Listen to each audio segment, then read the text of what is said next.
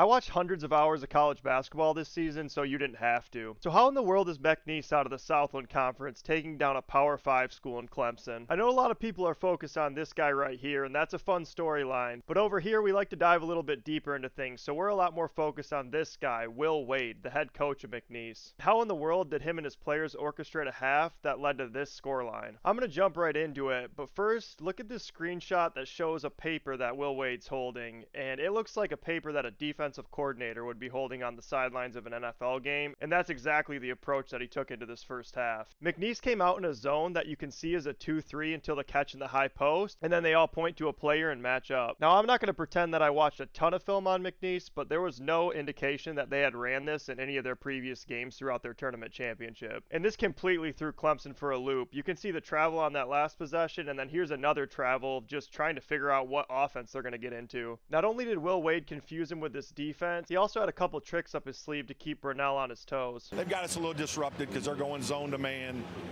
Hadn't shown that before, but we'll get it figured out. So what does Will Wade do after that media timeout? He decides to just come out in a straight up man-to-man. So whatever Brunell drew up for that matchup zone just became completely irrelevant, and they end up getting another stop. And this wasn't the only time he did this. After a different timeout later in the half, Wade decided to have his guys come out in a zone, and they just completely stayed in that zone and never broke it into a matchup man. And I know I'm giving a lot of props to Wade, but these players' execution, these guys all have to be really smart defenders. And one of the most impressive things about once they broke into that man is how good they were rotationally. McNeese was doubling every ball screen, but check out the rotations here. Especially keep an eye on number 2 Richards, who does fall for a ball fake here, but when he turns around and realizes Garcia's out on an island defending too, he recovers all the way across the court, is able to close out, and then this possession ends in a tie-up. And back to trapping everything, as soon as this screen is set, they just go ahead and trap it, and they cause another turnover here. There was even a possession that they ran 3 different defenses. It started in a 1-3-1, then they dropped back into that 2-3 zone, and then they eventually ended up matching up into a man by the end of the possession. You can only imagine how Clemson was feeling offensively when they were trying to get into a set. Another really exceptional skill of this defense is they all have good active hands. There were countless times throughout this game where they just got a deflection or some sort of tap away or just got their hands on the ball, and they were able to turn it into a steal and take away another possession from Clemson. And on this last one, Murray almost had the poster of the tournament so far. Also, look how incredible Copeland's hands are here. He misses on his swipe with the right hand, but then he makes another swipe with his left hand, and that's how he ends up knocking the ball away. Just a super crafty defensive play. It took until late in the second half for Clemson to realize to get downhill as quickly as possible so it doesn't get set up, and it also didn't help Clemson's case that Murray decided to play like prime Lance Stevenson. So McNeese and Will Wade survive in advance, but this will be a fun matchup to watch with Purdue.